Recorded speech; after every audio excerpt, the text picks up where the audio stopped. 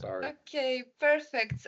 So good afternoon, everyone, and a very warm welcome to our fifth webinar organized by the Open University Palestine Solidarity Group.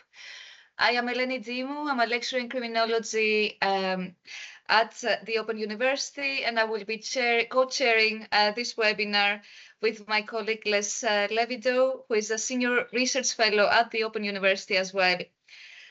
For context, these webinars aim to educate, raise awareness, build literacies, and empower people to speak out against Israel's actions, who have been described by international organizations such as the United Nations, Amnesty International, Human Rights Watch, and the International Court of Justice as illegal occupation, ethnic cleansing, an apartheid regime, that it actions systemic censorship, and a plausible genocide as well.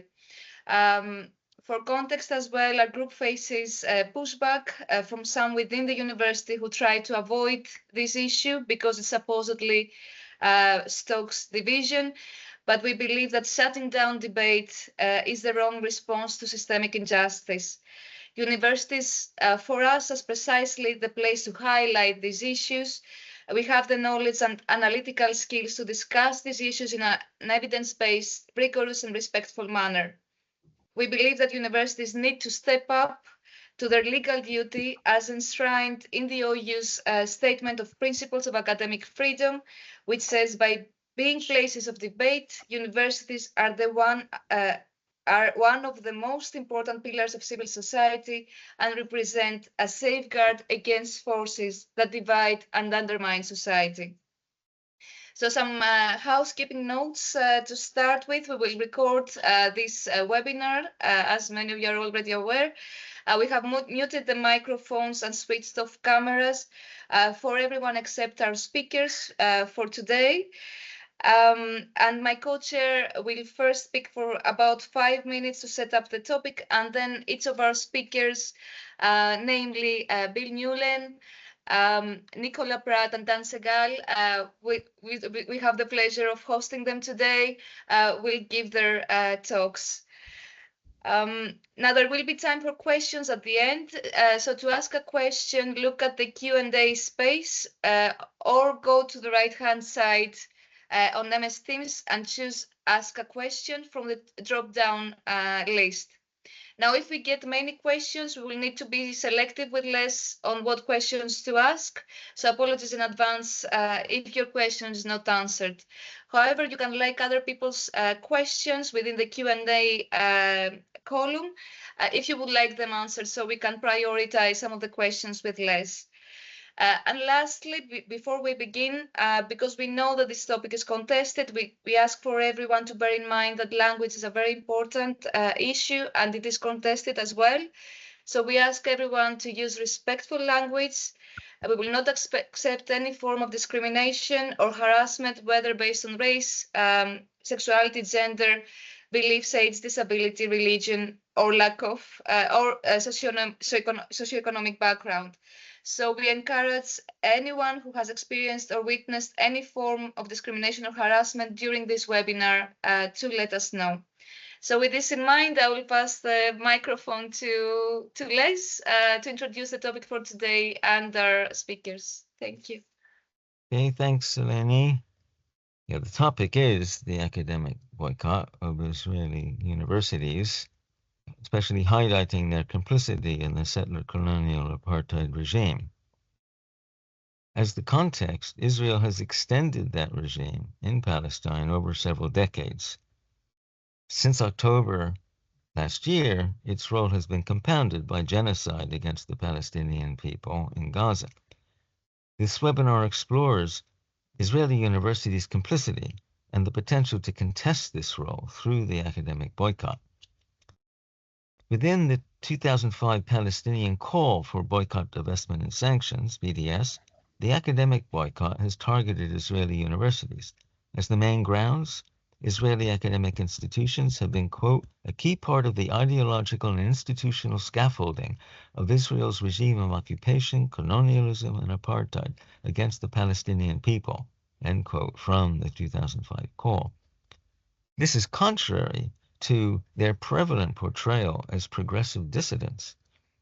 As a recent indicator of their role, quote, no Israeli university administration has called on the Israeli government to cease the bombing of Palestinian universities, quote from Maya Wynn's article.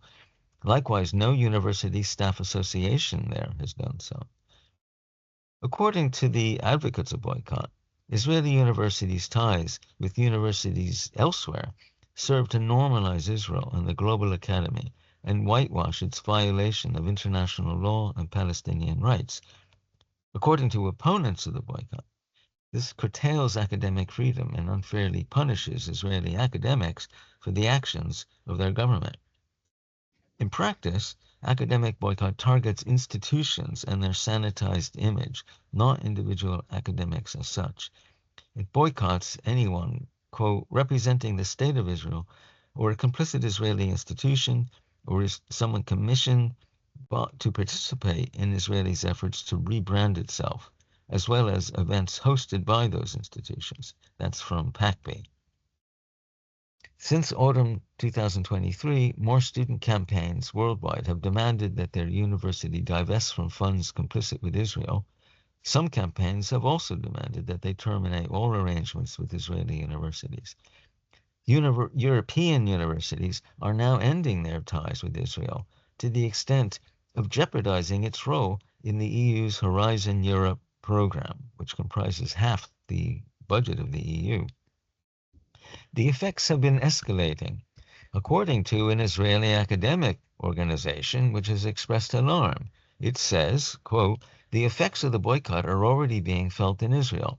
It started with the cancellation or non-invitation of researchers to participate in conferences, the cancellation or non-invitation to take part in the articles for publication in leading journals, and continues with the severance of ties, cancellation of collaborations, and more. In the longer term, with the cumulative effect, the boycott will seriously damage Israel's ability to preserve its power and position. An academic boycott of higher education institution in Israel is an existential risk to the state of Israel, academics say.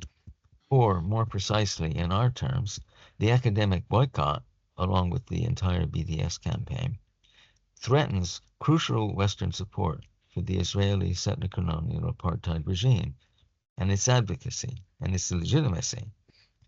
The webinar will explore these questions. Why do so many UK universities pursue cooperative arrangements with Israeli universities?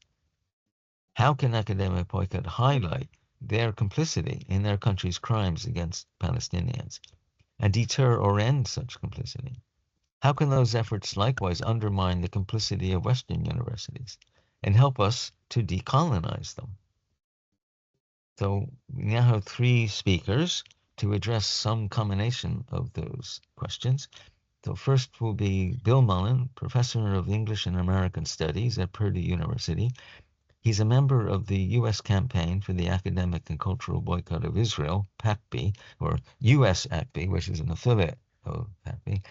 He's also co-editor of the collection Against Apartheid, The Case for Boycotting Israeli Universities. So over to you, Bill. Thank you, Les and Open University for this invitation, and it's good to see everyone. Good to see you, Dan, my colleague with US ACB. I want to begin by saying we couldn't be having this meeting about the complicity of Israeli universities at a more profound time. As all of you know, we are in the midst of a full-scale genocide in Palestine. And I want to begin with a term that Karma Nabulsi at Oxford in 2009 used to describe the place of education in a genocide. She said that what Israel typically and historically has practiced in Palestine is what she calls scholasticide, meaning the systematic destruction of Palestinian education by Israel. Just since October, there have been nearly 6,000 Palestinian students, 300 teachers, and at least 100 university faculty killed in the genocidal campaign in Palestine. Every major university within Palestine has been destroyed during this war. My topic today is what role do Israeli universities play in scholasticide. And I want to use that framing to draw a continuum between the war, the attack on Palestinian education, and the place of Israeli universities in it, because it is precisely because of that place that Pappé in 2005 declared the need for a boycott of academic institutions in Israel, an institutional boycott of those institutions for their complicity in scholasticide and genocide. And I want to begin today by highlighting two works which are readily available to anybody besides me that I'm going to actually reference and draw from in my talk today, in kind of enumerating the reasons for Israeli university complicity in the occupation, and simultaneously the reasons why we should be boycotting them. The first book is Omar Barghouti, who's one of the founders of the BDS movement. BDS, the Global Struggle for Palestinian Rights, which is a very fine exposition of the basic tenets of the BDS movement, which, as most people should know, include the return of stolen lands and the end of the occupation, equal rights for all Palestinians, and respect for UN Resolution 194, which is the right of return. And the second book, which literally just came out within the past few months, and Les has already referenced Maya Win, the author, is called Towers of Ivory and Steel: How Israeli Universities Deny Palestinians Freedom. It's a really superb work of scholarship. And I want to talk about, use both of these books today in part, along with some of my own work to describe 10 reasons, and I'm going to keep it to 10 today, 10 reasons and ways in which Israeli universities are complicit in the settler-colonial project in Israel and in the ongoing genocide. Maya Win describes the higher education in Israel as what she calls a settler university. And she notes that from its very inception in 1918, when the Hebrew University was first built, that the Israeli universities have always played a fundamental role in building Zionism as a political ideology, in expanding Israel's territorial conquest of Palestine, and in knowledge production, which is used to carry out the occupation and colonialism and genocide. There were actually 3 universities built by the Zionist movement before 1948. All of which were used as military training outposts by the Haganah, which was the armed militia, which was in the business of clearing land and people in Palestine to make way for the state of Israel. And David Ben-Gurion, who was later Prime Minister of Israel, argued even before 1948 that Israeli universities, and particularly the role of science and technology, was, quote, one of the most powerful weapons for the realization of Zionism. So there's never been an attempt to really mask for the Zionists the role of the university. It's a very explicit one of producing and advancing Zionist ideology and settler colonial politics. A second key reason why the Pappé declared a boycott of Israeli institutions was because of their expropriation of land. Almost all of the universities in Israel are built on stolen Palestinian land. The Hebrew University, which was built adjacent to Jerusalem in 1918, was done so particularly to make an early Zionist claim on the territory of Jerusalem. Maya Win refers to this project of land claiming as Judaization, that the university sites and construction sites are meant to Zionize, as it were, the landscape of Israel. In more recent years, one of the more famous Israeli universities on Palestinian land is called Ariel University, which was built directly in the West Bank itself. So the project of settler colonial land possession and dispossession, the university has played a key role in that throughout since 1918. A third reason would be for the explicit ties between Israeli universities and the military, or what we might call the military academic industrial complex. Yuri Jacoby Keller has written a very fine study called The Economy of the Occupation, which I highly recommend.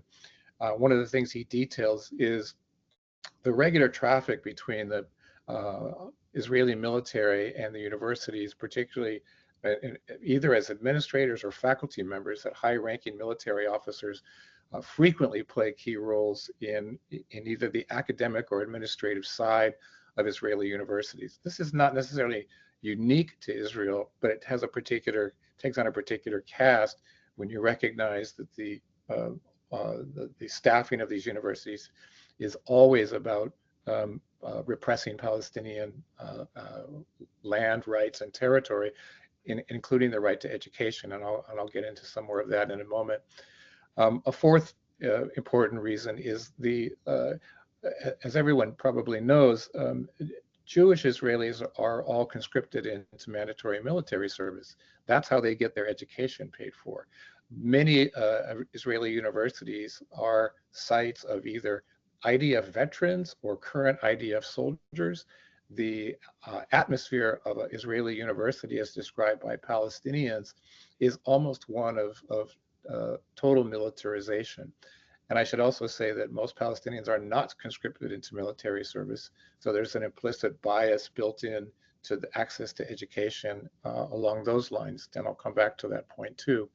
And along with many Israeli soldiers and veterans being students, the universities themselves are training grounds for soldiers. There are numerous academic programs in Israel run by Middle East studies, defense studies, which are meant to provide further military training for soldiers who, as we have seen in the recent war, can always be redeployed to the front lines, as it were.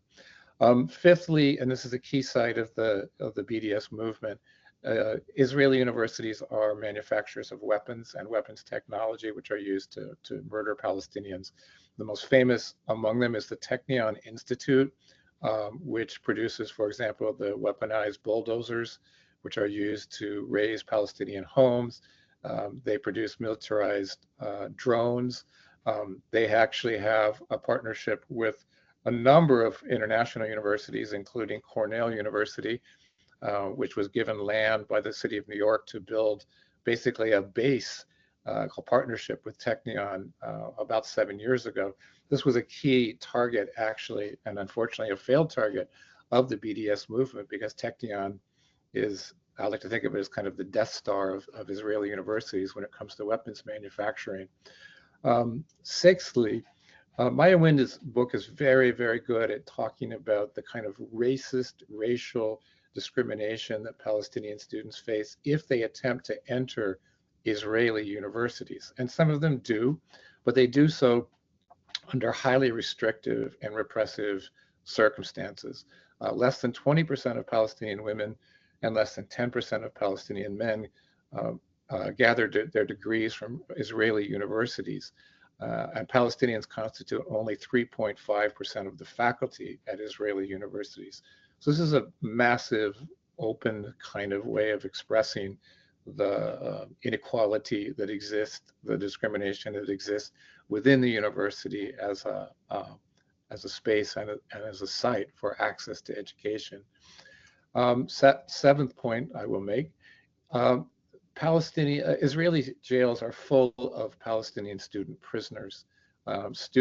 Like in the US under the encampment movement, Palestinian universities and Palestinian students who study at Israeli universities are almost always targeted for arrest and detention, especially during times of political turmoil. For example, when the Unity Intifada broke out in 2021, which is a very significant upturn, Palestinian solidarity protests at Ben Gurion University were violently suppressed both by the administration and Israeli settlers who surrounded students on campus chanting death to the Arabs. There were online campus forums at Ben Gurion filled with death threats against Palestinians, which literally drove these students off campus. They discontinued their education. So there is we'll talk more, I suspect, about what academic freedom and freedom mean, but there is virtually no way to argue that Palestinian students have any kind of academic freedom or free speech on Israeli university campuses, much less within campuses where in Palestine, where they are subject to arrest and bombing and closure on a regular basis, and there's a long history of that as well. Israeli universities are also what I would think of as kind of a plank of foreign policy for the United States. And I'm going to speak about the US because that's where I live here. Israel's Hasbara, which means propaganda campaign, is highly sophisticated when it comes to recruiting American universities and administrations. They frequently, for example, will pay for university presidents to go on tours and trips of Israeli universities. And these are open propaganda missions to recruit them to the side of Zionism. Of course, that plays out very explicitly when you see the reaction of American university presidents of late to the encampment movement, where police and state police have been called to arrest students. Or to give another example of the linkage between Israel as a kind of policy site and the BDS movement, in 2013, the American Studies Association passed a boycott resolution. The professional organization decided, the members of the organization voted by a wide margin to boycott Israeli universities. More than 250 American university presidents signed statements condemning the American Studies Association for that vote, which obviously was an expression of academic and freedom and free speech. And then more recently, the congressional hearings, which have in Washington, which have ended up with the firing of at least 2 American university presidents for failing to adequately support Zionism, either on their campuses or in U.S. foreign policy, I think is a really explicit example of how the higher education is a site of foreign policy. The last 2 points I will make. One of the targets for study for the BDS movement in the United States right now is study abroad programs to Israel. There are lots of American students who have open opportunities to study in Israel. Palestinian students generally cannot go on those trips, and in many cases it's impossible for them to go on those trips. And there's 2 kind of pernicious things about study abroad to Israel when you think about it. One is that it upholds it's a kind of a birthright logic where any Jewish citizen in the world has constant open access to return to Israel.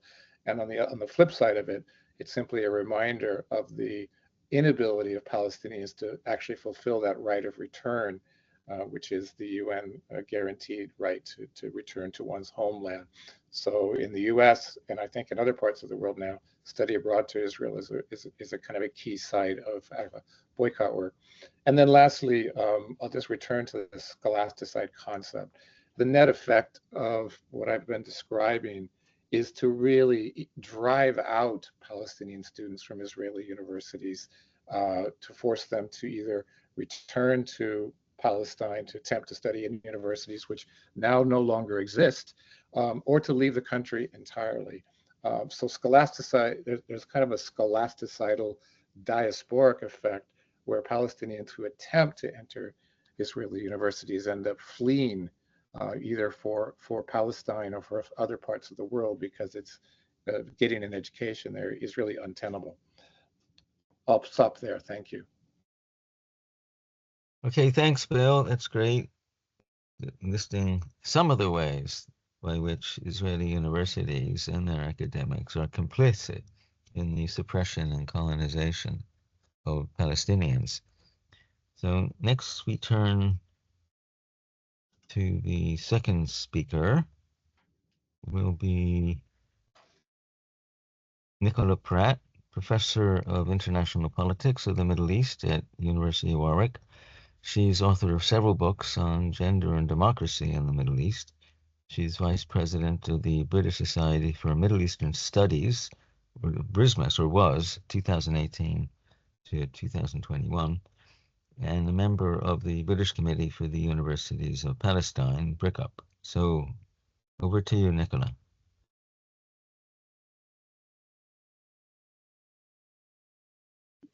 Oh, almost forgot to unmute. So thank you, Les, and thank you to the team at Open University for organising this seminar today and for inviting me.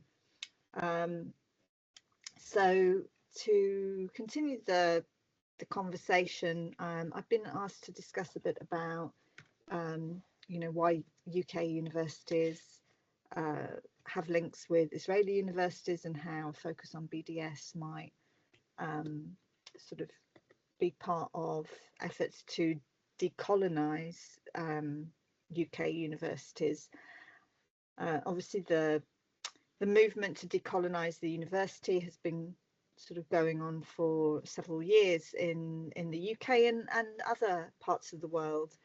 And I think the war in Gaza since October has really shone a light on how limited that decolonization process is in UK universities, as well as other Western universities, and the level of pushback against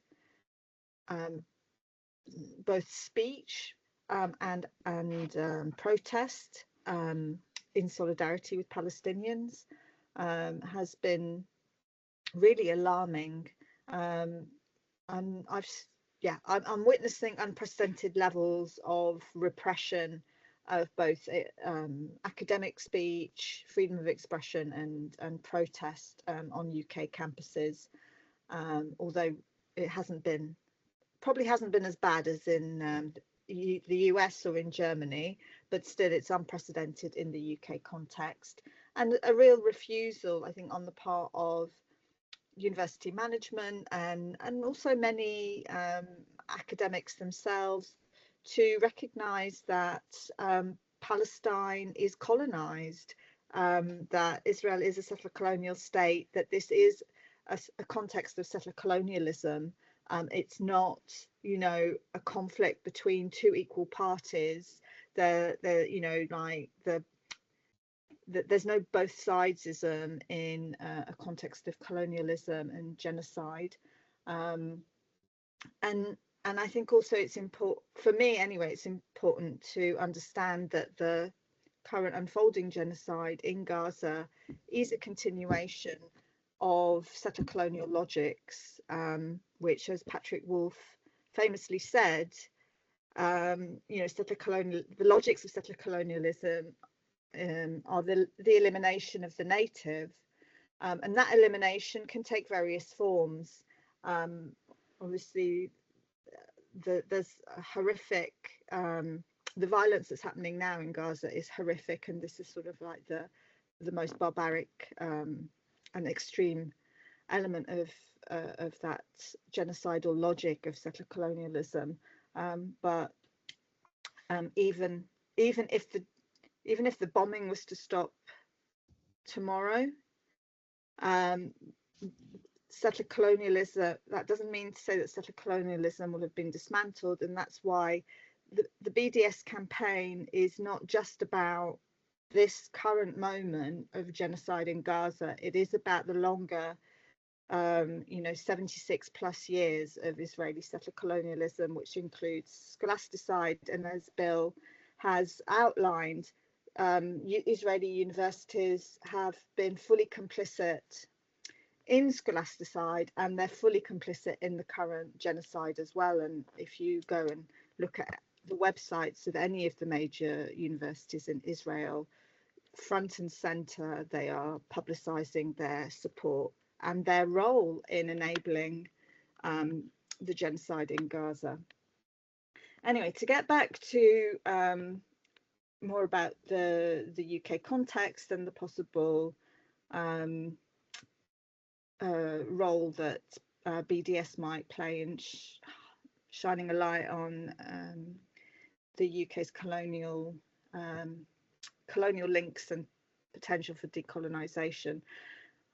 As Bill has already mentioned, Israel has made it part of its strategy to cultivate academic linkages with Western universities, and the main focus of that, I think, has been the US for obvious reasons, as obviously the US is the major ally of Israel, but also in the UK those linkages have been cultivated as well. And it's also reciprocated because the UK government is also especially, I mean, this current government, which I hope we will see the back of in the next month, but this current government is probably the most pro-Israeli government that we've ever had, and as part of their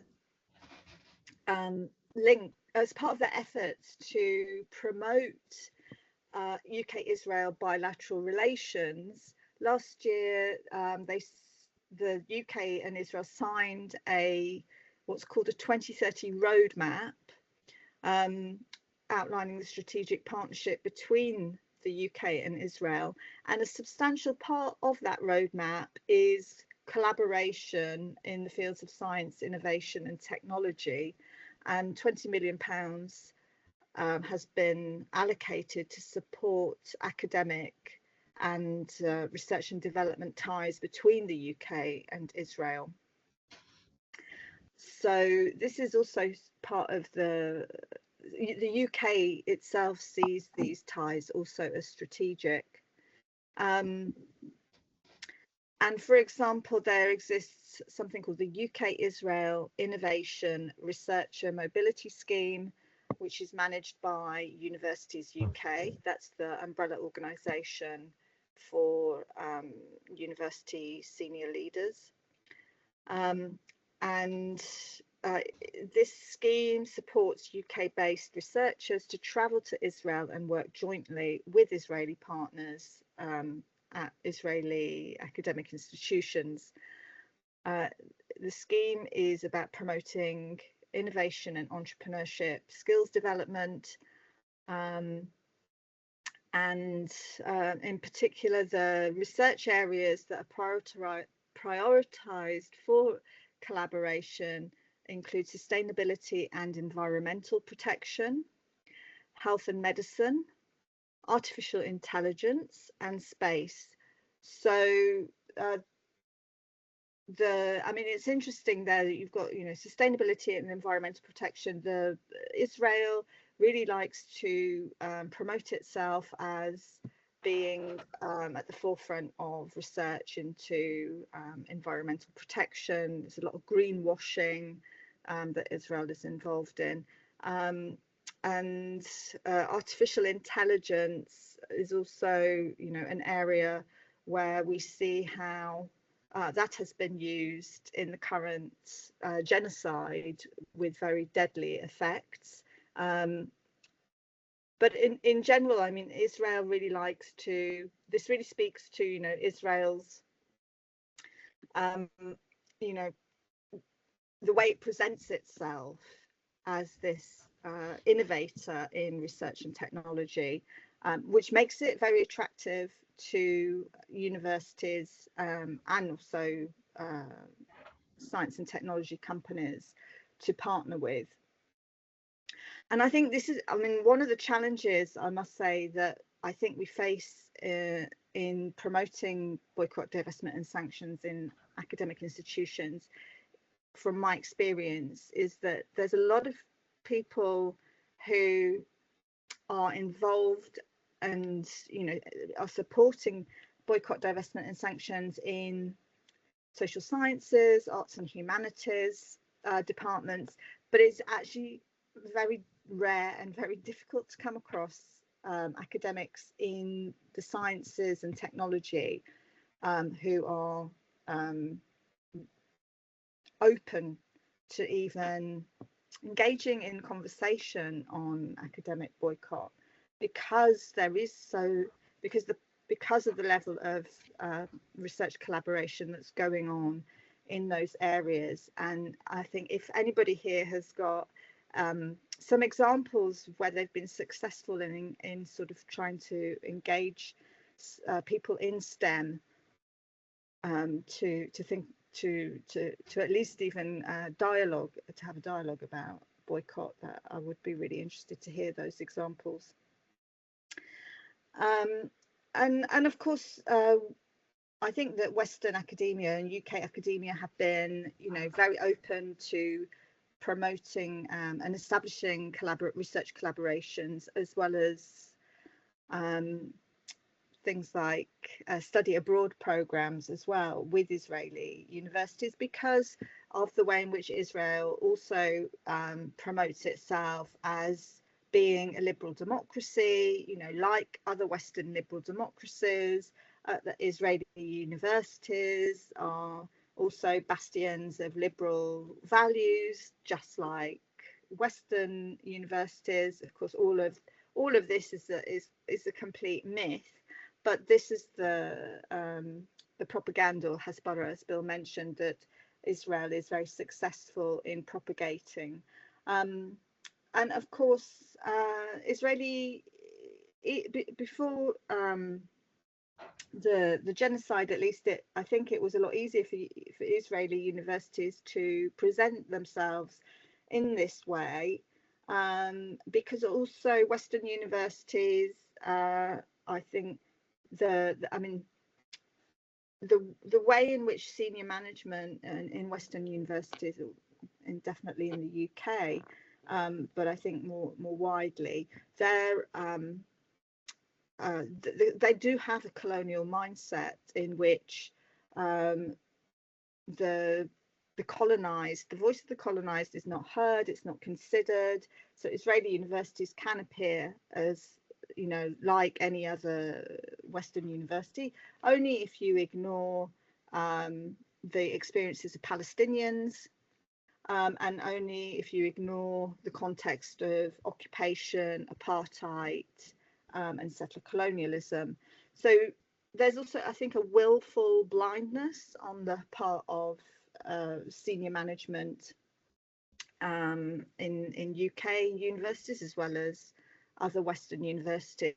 And I just wanted to read an example of this. This is a quote that I pulled from Maya Wynn's book. She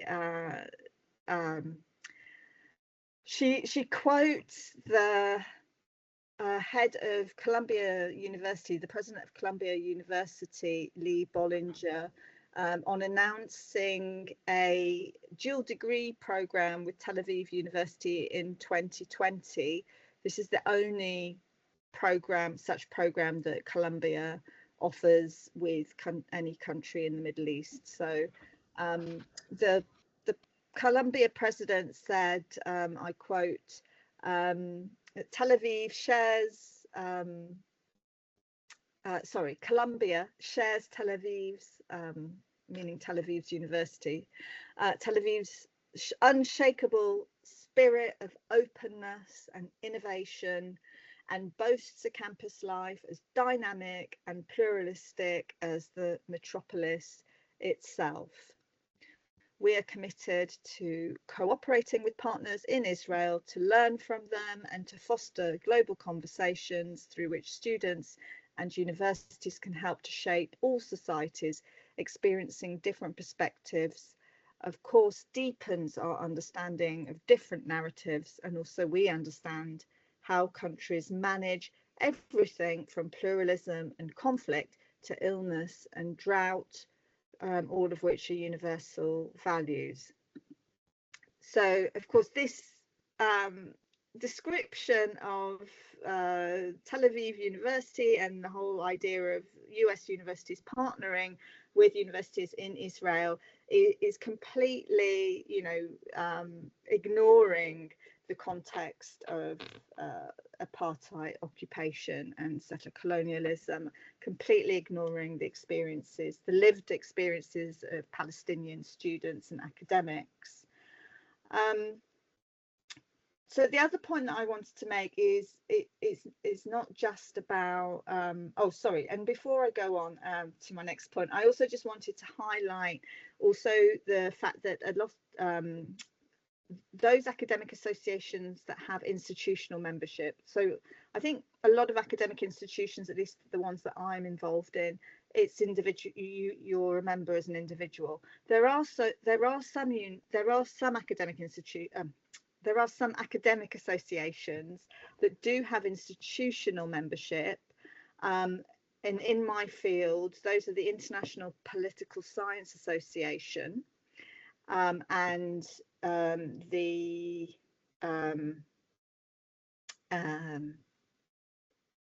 European Consortium on Political Research. So these two scholarly associations have institutional members, which include, so the European one includes Israeli institutions. So again, we see how Israel becomes sort of accepted as being like us in Europe. They're also in the Eurovision Song Contest. They play in the European Football Association group in the World Cup, etc. So I think there's a real potential, I think, to highlight this sort of institutional membership of academic associations more. There haven't until now been so much of a focus, and the idea of trying to get the Israeli universities suspended from these associations, I think, would be very powerful. Right, so the other point the final point I just wanted to raise was not only about the way in which UK universities or other Western universities collaborate with Israeli universities, but also how UK universities have investments in companies that are linked to Israel's apartheid and settler colonialism. And I think this has obviously been one of the main objectives of the student encampments, is actually to get universities to divest from these companies that are complicit in the oppression and subjugation and genocide of Palestinians. So I just thought it would be interesting to pull up again some information on that. The Palestine Solidarity Campaign has done research on UK university complicity with Israeli apartheid, and they have found that collectively UK universities invest nearly £430 million in companies that are complicit in Israeli violations of international law. And amongst those, since this is we're meeting under the auspices of the Open University, I pulled up the information for the Open University. So this is based on freedom of information requests that Palestine Solidarity Campaign submitted. So the university has over 3,300,000 and something invested in complicit companies. Most of these, or many of these, seem to be military weapons manufacturers. The largest investment is in BAE Systems of over $1 million. Obviously, BAE Systems is creating the F-16 jets, etc., that are dropping those massive bombs on Gaza. The Barclays is another company.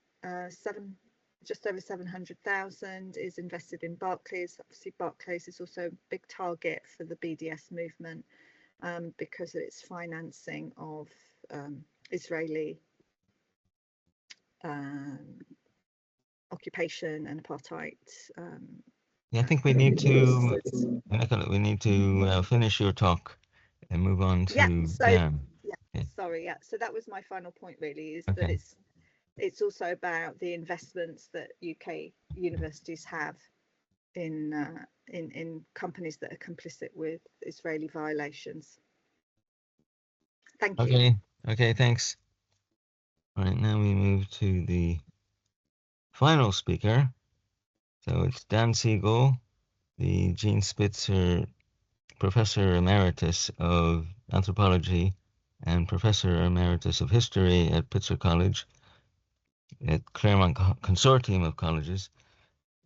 He's on the coordinating committee of Jewish Voice for Peace Indiana and member of the U.S. campaign for the academic and cultural boycott of Israel, U.S. AFCWI, as is Bill. So over to you, Dan. Thank you very much. Thank you, everybody who worked to organize this, and also want to thank Les, Bill, and Nicola, who spoke before me and gave a lot of the information that is crucial for my comments and that I'll draw on, and that hopefully will allow me to be concise so that we have time for questioning. I want to add that my comments, and I'm going to focus on comparing divestment campaigns, what Nicola was just talking about, campaigns to divest, to have universities, higher education divest from corporations involved with the oppression of Palestinians. Compare that to campaigns for academic boycotts. And my comments comparing those two aspects of BDS, divestment campaigns and academic boycott campaigns, will draw on my own experiences organizing for two successful academic boycott campaigns, and I've also been organizing with some divestment campaigns. But the two successful academic boycott campaigns that I've been involved in was a year ago. The American Anthropological Association voted for a BDS resolution. And the other one is that Pitzer College, where I was employed from 1986 to 2023, this year has ended its only study abroad program at an Israeli university, a program at the University of Haifa. And I think broadly comparing the two types of campaigns, with divestment campaigns, the target are for-profit corporations. And as a rule, when one advocates for divestment, most people readily accept that corporations might be contributing to or complicit in Israeli oppression of Palestinians. And that's particularly true if the targets are companies that produce weapons and/or surveillance technologies. It can be harder with companies producing consumer products, but the notion that companies can be bad actors and contribute to oppression is widely accepted, particularly on college and university campuses. By contrast, and this is a point that Bill's comments contributed to, by contrast, there's often an expectation that universities are, as a rule, and including Israeli universities, are admirable institutions deserving of our trust. And there's specifically a diffuse and long-standing idea that Israeli universities are, in fact, important sites of resistance to the right wing in Israel and to Israeli oppression of Palestinians. So right off, when one pursues a divestment campaign, you don't usually have to convince people that corporations can be bad actors. You may have to convince them of other things, such as that it can be responsible in terms of fiduciary responsibility to divest from those corporations. But the idea that the actors are suspect isn't one has to persuade people of.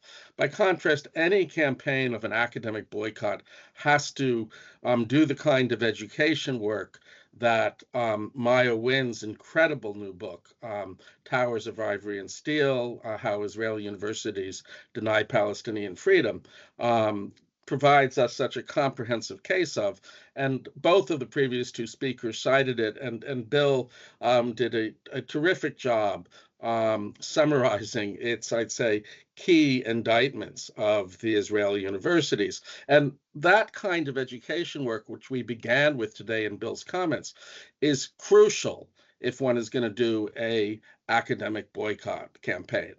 And this is probably why, and this picks up something Nicola said, particularly at the encampments, which I think of as democratic uprisings that have arisen since October 7th, many more of them have pursued divestment campaigns than academic boycott campaigns.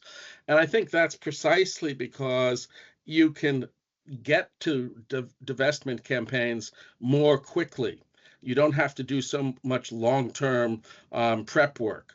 Academic boycott campaigns requires more granular knowledge, study, and gaining the knowledge by the campaigners, and it takes time to do the campus education. If one is pursuing, in the wake of the crisis of genocide, if one is pursuing a campaign, it's easier to go right to divestment, and it's slower to go to academic boycotts. And so I think that's why the encampments have largely produced divestment campaigns, and that the academic boycott campaigns tend to be legacy and continuing campaigns. They're more marathons than sprints. And I don't think that makes one or the other more important. I actually deeply believe in both, but I think it's important to understand differences between them and why the encampments have been particularly associated with divestment campaigns. Another difference that has to be pointed out, and I think this is important, which is that when one makes campaigns for divestment, one is making demands usually of trustees and administrators. At least in the US, and I think this is probably true globally, it is neither faculty nor students who are making decisions about investing endowments in higher education. So one is making a demand of administrators and trustees. By contrast, study abroad and other relations with Israeli universities are, at least in the first instance, nominally under the control of faculty. And so we are making a demand, because faculty have much more of a role in establishing academic policies and academic programs. So we're making a demand of ourselves. At the surface, that should make divestment campaigns more difficult. One has to speak to a different group of people who are deeply embedded in the corporate world and generally more conservative than faculty. But there is also a challenge in making demands of faculty, which is that it is easier to target other people, the bad trustees, the bad administrators, and to say to faculty that you too are complicit in supporting the ongoing exchange programs with Israeli universities is asking faculty to be accountable. So those are the differences, I think, that are important to register. And in terms of those, I want to say that the differences and difficulties of pursuing academic boycotts, that one has to educate people, that one has to turn to your other faculty who are often progressives except for Palestine and say, you too are complicit, you too have to be accountable. These are challenges, but they are also important opportunities. And I think they're important opportunities to start because if you challenge the mistaken notion that the Israeli universities are bastions of open inquiry and critical thinking about Israeli society, of dissent, of resistance, it shows that if even the universities are as complicit as Maya Wind establishes and as the previous speakers have told, it raises questions about the whole of Israeli society. It's not just Netanyahu, it's not just the right-wing political parties. And so I think that's a very important opportunity in that it requires a different sort of education and learning about Israeli society. You can go on from pointing out the pervasive role of Israeli universities in denying Palestinian freedom, including academic freedom and the right of education. One can go on to talk about, well, the university in Israel is highly militarized and a pillar of occupation and surveillance. But we need to know more than is recognized outside of Israel that Israeli society is just an extraordinarily militarized society.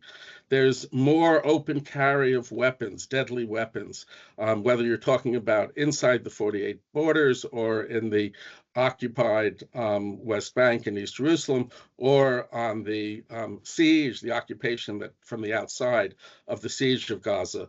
A year ago, I made a trip to Palestine, which included to Palestinian areas within 48 on a BDS basis, and just walking around Jaffa, the number of people, whether they are current police or military officers or IDF reservists who are walking around with guns openly, is just a shocking sight of daily life.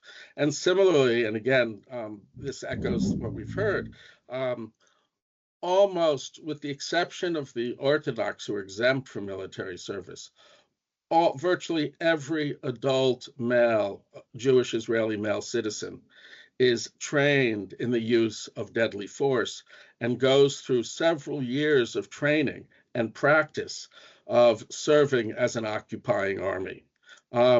And I think that we need to talk more about what that does to a society where it is a general fact that people are experienced in walking through a city and knowing how to take positions on tall buildings with guns to dominate a civilian occupation. And all of that can be opened up by talking about the things Bill talked about, that the universities are the opposite of a site of dissent and resistance, but are in fact central pillars in the denial of Palestinian freedom. Say two more things, and then I want to make sure there's time for questioning. We have had some successes in the United States of learned societies adopting BDS, the American Studies Association, the Middle Eastern Studies Association, the Association of Indigenous Studies, the American Anthropological Association. We've had some minimal success, and we need more of ending study abroad programs at Israeli universities.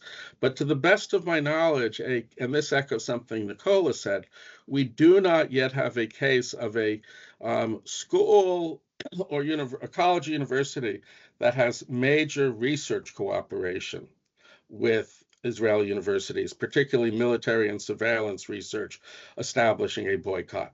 So that's that stem hole in our boycotts of Israeli universities. And, I think obviously MIT, several other of our technological institutes are deeply complicit and need to be targeted. So that's something that I think we have to be aware of, that we haven't yet achieved that.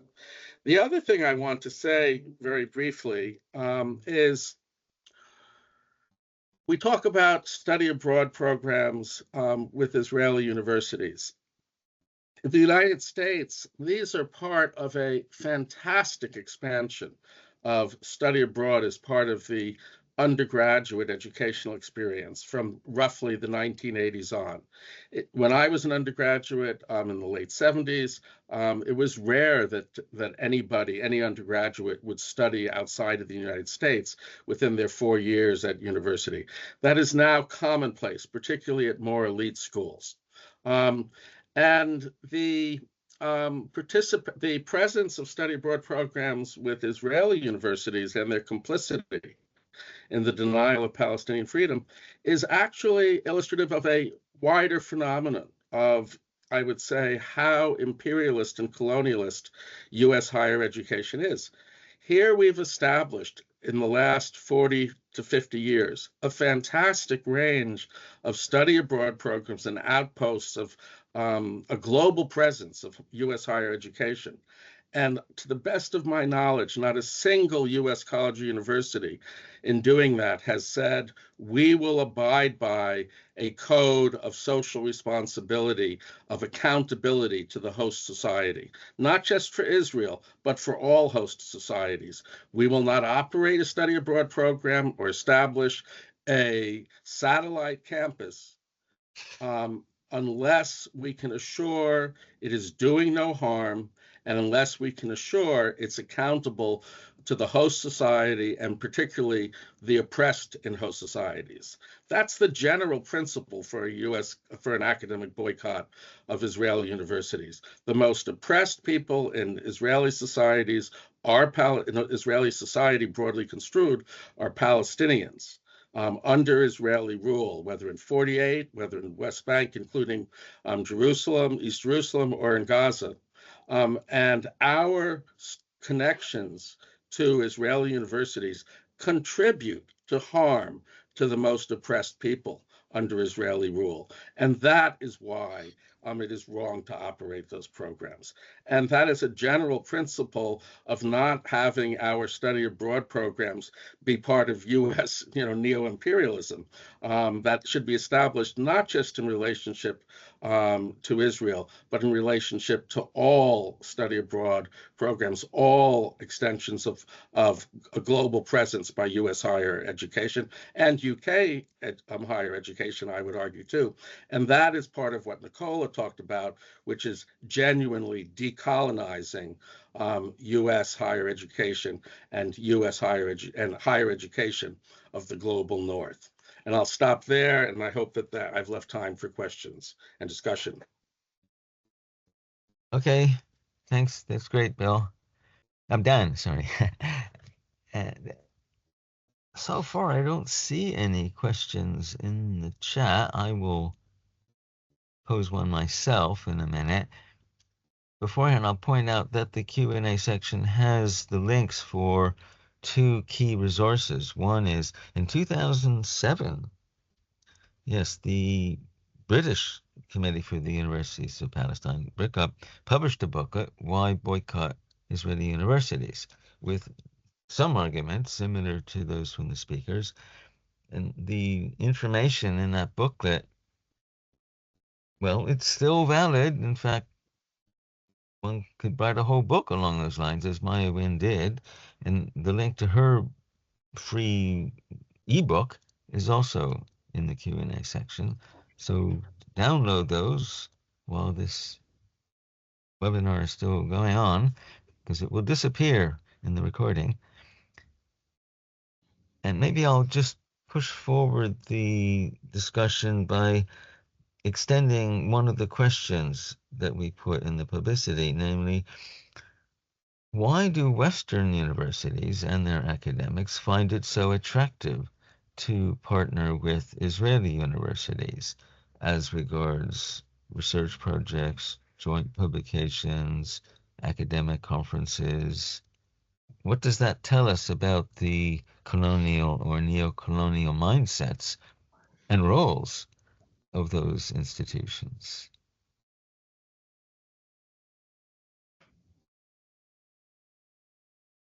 So, any of the three speakers?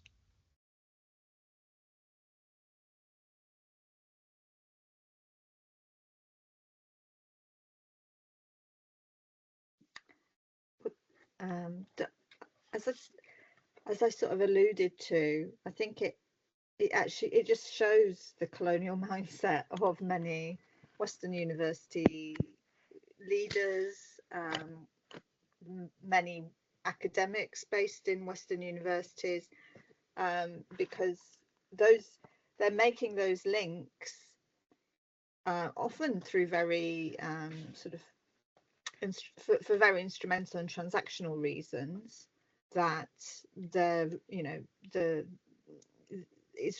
Israel is seen as this sort of pioneer in the technology and innovation sector, but also because people just either choose to ignore, or they really don't think it's important that Israeli universities are maybe complicit in the oppression of the Palestinian people.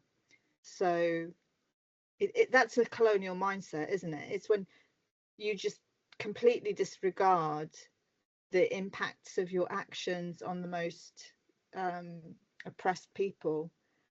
Their lives don't matter.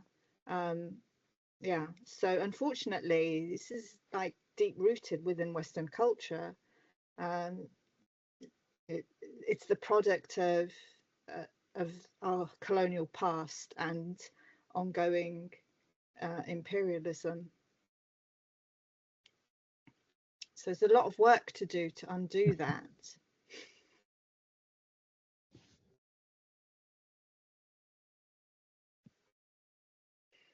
I'll say two things about that question, which is a good one. I think part of it is part of the desire for collaboration with Israeli universities, at least is kind of instrumental and pragmatic, and it's there's a cachet building between. I mentioned Cornell's relationship with the Technion. That's an Ivy League school that not only wanted to have a partnership with Technion, they wanted to have it in New York City. They wanted to have land to proclaim their relationship to this weapons manufacturing site. And that was a windfall, at least in some quarters of the university, for Cornell. So it's a kind of a branding almost phenomenon. At least if you're connected to someplace like Technion, which almost has the status of an MIT in Israel. But the other thing is ideological, and I think Nicole has made this point and Dan has made this point. There's an incredible amount of racism and Islamophobia that just sits in the American university. And people who blindly collaborate with Israeli universities are complicit in that. And we've seen the encampment movement draw out in several different directions in the US. We've seen some faculty moving finally to, I think, beginning to understand the occupation. But thousands of academics have also signed and doubled down with support for Israel, condemned BDS, right? So there is a lot of work to do. There's an incredible amount of work to do. I've been given some hope by just seeing US academics who have been absolutely asleep at the wheel, I think, finally beginning to ask questions about their support for the state of Israel, which hopefully will also, make them think twice before they co-write an article with a faculty member at an Israeli university. And I think that's why the education around BDS is so critical. I'll speak specifically to study abroad programs. I think having a study abroad program can be a way for a college or university, even if there's not a lot of student demand for it, to establish for certain trustees or donors that the university is on the right side of Zionism from the point of view of those trustees or donors. I think that is part of why Pitzer, where we finally broke off our study abroad program, why it held on to it long after there was clear opposition from faculty and students, and years after any student had even gone on the program. It was a performative gesture. But I also want to again say that any decisions about study abroad at Israeli universities need to be put into the context of the general policies of study abroad of U.S. higher education, which is to try to give students the maximum choice. So there's a consumerist element. You can, so if you look at the way colleges and universities are trying to draw enrollment, they say, come here and you can go anywhere in your junior year. The world is your oyster. I mean, that's an incredible kind of imperialist, it's uncurated.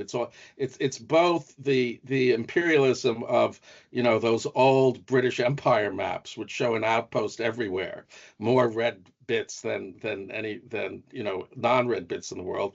And it's also the consumerism of capitalism. Whatever you want is your choice, right? And that's itself interesting because it's an abdication of faculty responsibility and often to maintain actual quality control, right? We cannot approve all of these study abroad programs in many universities and colleges in the US, dozens of them anywhere and everywhere. And it's absurd to think that the faculty that has approved them has actually checked out the quality, educational quality, and ensured that what goes on in all of them is worthy of academic credit. So, I would locate it in part of a imperialist relationship to the rest of the world and a consumerist relationship to our students, both of which are repugnant to principled commitment to educational excellence. And not specific to Israel, but true about our relationship to study abroad programs in Israel.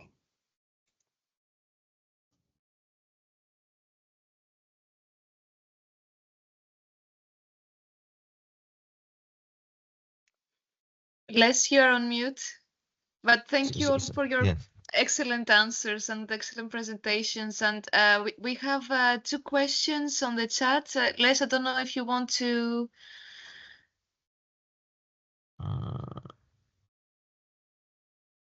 read them out, or I can do anything that you prefer.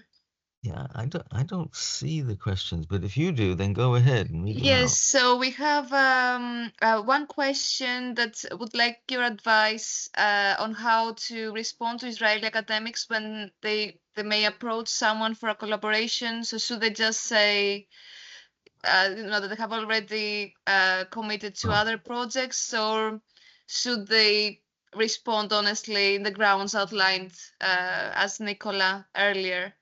And the second question is whether you think that because there have been calls to extend the boycott to other states which have fully supported the ongoing genocide, such as Germany. So what do you think about that? Should we extend the boycott to other states that are complicit? I want to step into the first one quickly. First of all, I think we should remind ourselves that there are Palestinian citizens who are a small number who are faculty, and we should not necessarily be refusing to collaborate with them. And in the case of Jewish Israeli faculty, I think we should also be open if there are people who are accepting the invitation of the BDS movement to fully support BDS in academic boycotts, that there are terms under which collaboration with Jewish Israeli faculty continues to be ethical and a part of the BDS movement, but we need to be clear what those terms are. And for instance, taking the cue from Birzeit University, Birzeit University has said that if there are Jewish Israeli faculty or journalists who want to attend events at Birzeit, that they expect that they do not attend as representatives or identifying or credentializing themselves with any affiliation to a Zionist organization. And if they accept that, and if they are otherwise supportive of BDS and genuinely want to work and collaborate and support, they should be welcomed. There is a group called Boycott from Within, and I think that we should realize that this is not a boycott of individuals. There are very strict terms for continued collaboration. But if there are faculty, particularly Palestinian faculty at Israeli universities, but even possibly Jewish Israeli faculty that are contributing to an anti-Zionist program and a fundamental, moving towards a society of full equality and full freedom for Palestinians, I think that should be assessed. Now, that is obviously going to be very rare. But I think the answer is one, assess those collaborations. Those collaborations clearly cannot be in military-related research or surveillance-related research. But it is not an individual boycott, and it shouldn't be. But I think you start by making sure that the people who reach out to you are willing to accept that generous invitation from the BDS movement to decolonize their own work and contribute to the liberation of Palestine.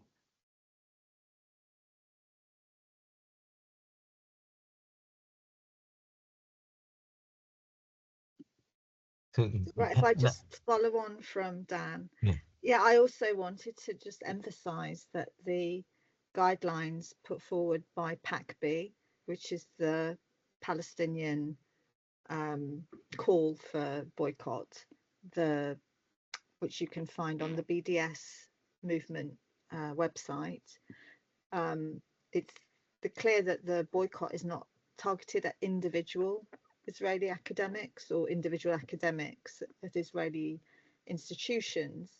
It's a boycott of academic institutions, Israeli academic institutions. So some of the examples of that would be, for example, don't attend conferences organized by Israeli universities, even where maybe some of the people involved in organizing that conference might actually be supportive of Palestinian rights, but the fact of going to give a paper or attend a conference at an Israeli institution would be to cross the picket line, if you like, the Palestinian BDS picket line. And also, I think, you know, applying for grants that's an inter-institutional arrangement, really. That's not really an arrangement between individual academics. But, you know, otherwise, as Dan said, I think it's not against the boycott guidelines to, for example, write an article with an Israeli academic. But I think, you know, there's also room for what Pappé calls common sense boycotts of individuals, i.e. individuals who are somehow heavily involved in some form of research or have expressed opinions that are quite clearly against Palestinian rights or supporting the oppression of Palestinians.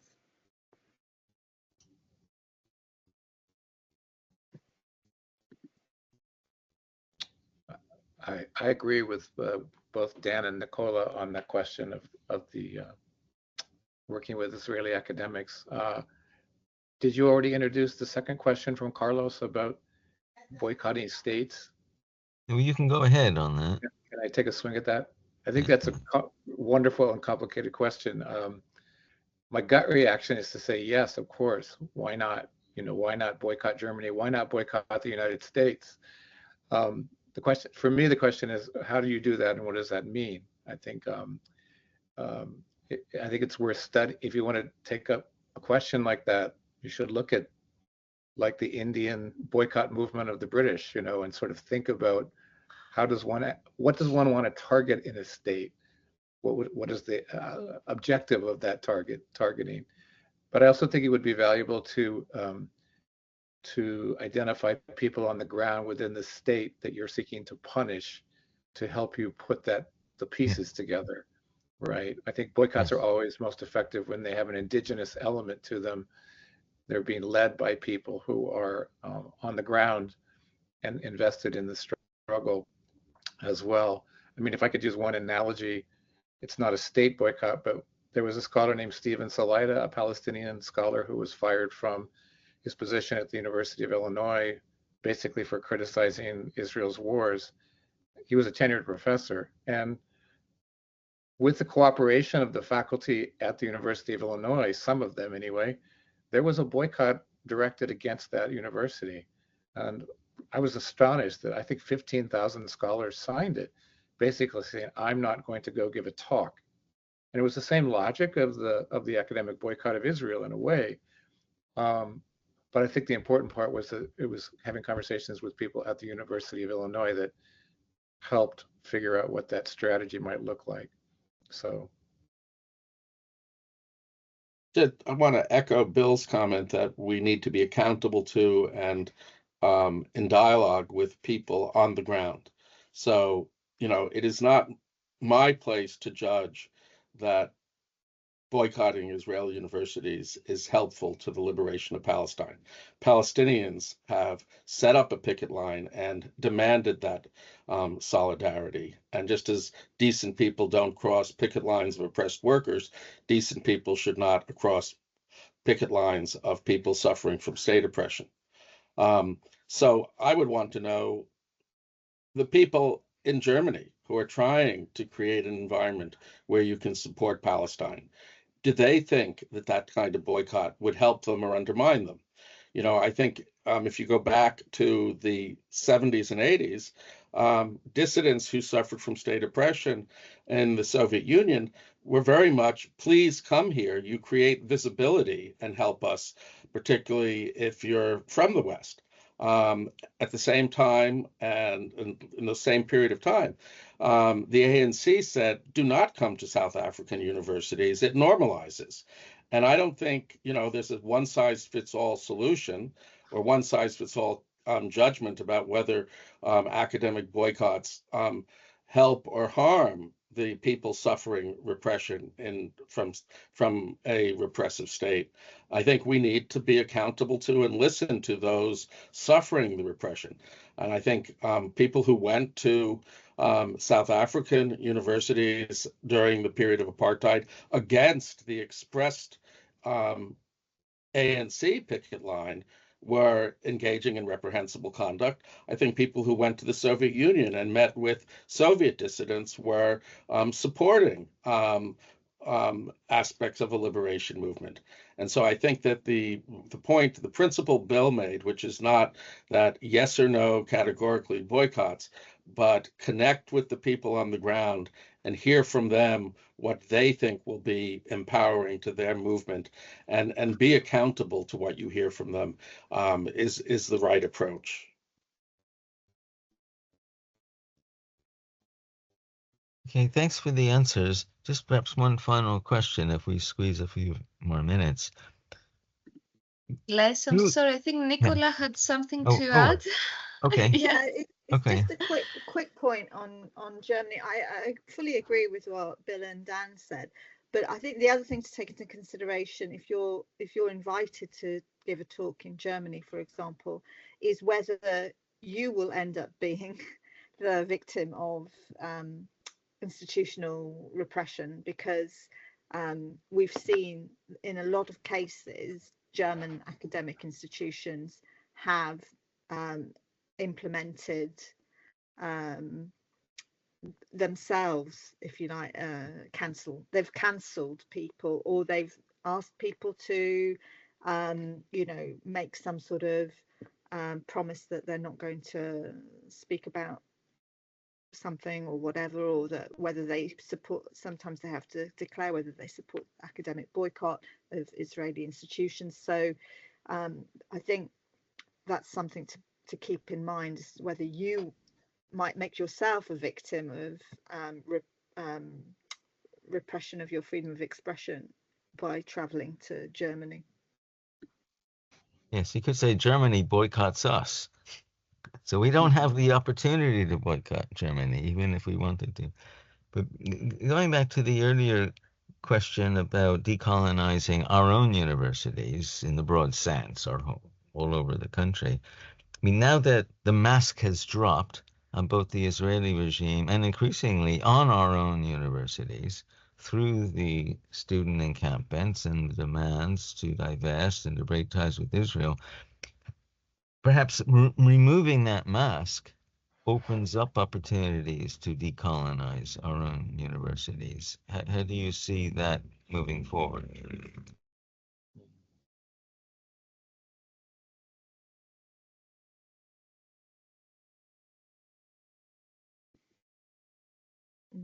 Shall I jump in? I think definitely yes, that I would say the answer to that is yes, because I think, you know, like since October the 7th, and I do think it's, in a way, it's a real pity that it took that level and scale of violence for there to be such an awakening on university campuses. Not that there wasn't a movement in solidarity with Palestinians beforehand, but it was nowhere near as active as it has been since October. But certainly it's really heartwarming to see how many students are committed to Palestinian liberation, and are doing the work to uncover their universities' ties, not just with companies that are complicit in Israeli violations, but also more generally. I mean, these companies such as BAE Systems and other weapons manufacturers, they are also fueling war crimes and violence around the world, right? It's so I think this movement of in particular of divestment is actually is about deepening decolonization in the university, and I think also the demands for freedom of expression with regards to speaking about Israel-Palestine is also part of a movement to deepen decolonization within universities beyond what I think previously there'd been much more of a focus on sort of liberating curriculums and that sort of thing. So I definitely think that that we're seeing much more of an impetus towards something beyond just, you know, renewing or amending your curriculum to include more global South perspectives or something like that.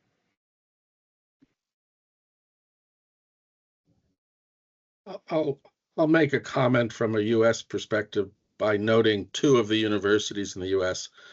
where there was the most awful repression of pro-Palestinian speech and activism: Columbia University and Indiana University. Now, I mention those two because they're in common sites of extraordinary militarized repression, but also because they're otherwise exemplary of what we think of as Red America and Blue America. Indiana University is a public university in a far MAGA state, with a new president who was brought in before the October 7th was brought in to rein in DEI and an education focused on race and diversity, and to essentially, as in Florida, to have red politicians push the liberal or progressive university into line. Columbia is the opposite. It's a private university in a blue state, and its leadership presented itself as an alliance with the pursuit of diversity and all things progressive that we believe in. But when push came to shove on Israel, what we found out is that the leadership of Blue America and Red America, the leadership of blue universities and red universities, were equally fascist. Just as at the top of the Republican Party and the top of the Democratic Party, we have genocidal leadership. And so I think that this shows that, the kind of steps towards decolonization that we've taken in higher education, particularly in blue contexts, weren't really yet challenging of the status quo. And that when we do challenge the status quo, we find out that the people who present, the leadership, the presidents and the provosts who present themselves as one of us and our friends are really fascist too. And that we need to have a really broadening of democratic uprising and a remaking of our colleges and universities. I think throughout the United States, every college and university president that brought in militarized police should be subject to a no confidence vote and forced out. But we have to be careful about how we replace these people. If we just bring in more people of the same cadre, they're going to not change the policies. So we really have to rethink the university, its leadership, its governance, for a radical remaking, a radical decolonization. Yeah, I agree with everything that Dan and Nicola have said. I mean, I think this is the best moment we've had, tragically, to actually take this question head on in the United States, which is, the settler-colonial history of our own universities, which Maya Wind actually also talks about at the end of her book. Every American university does land acknowledgements now, but no one wants to give back the land, right? Obviously. So I actually believe the encampment movement itself is a decolonizing project. And I think the students are highly aware, even by taking physical space on campus, what they're doing. They're actually in solidarity with a kind of land back, right, psychology to say, we're going to take this from you. And they call them, at Purdue, they were where I worked, it was called the Liberation Zone. So there's a high decolonial consciousness at work among the students. The students at Purdue are also, in addition to asking for divestment, they're going after the university's collaborations with Raytheon, which is a weapons manufacturer, and Saab, which is another weapons manufacturer. So they actually see this as, the Palestine is the tip of a kind of massive demilitarization of the campus. And I think those are the kinds of logical steps that a lot of the movement will probably take and hopefully continue to take. I mean, the last thing I would say, the United States and Israel legitimate each other as settler colonial states. That's part of their bargain. And the universities do the same thing. And if we're going to delegitimate Israeli universities, we need to really delegitimate American universities in the same kinds of ways. And I think that this is a tremendous challenge, but I think it's, I'm glad you've asked the question.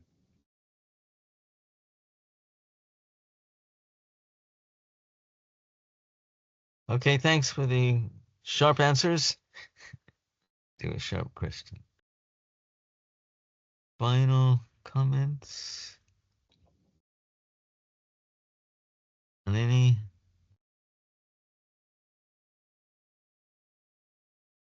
Well, if not, then we thank the three speakers for making themselves available and preparing these excellent talks.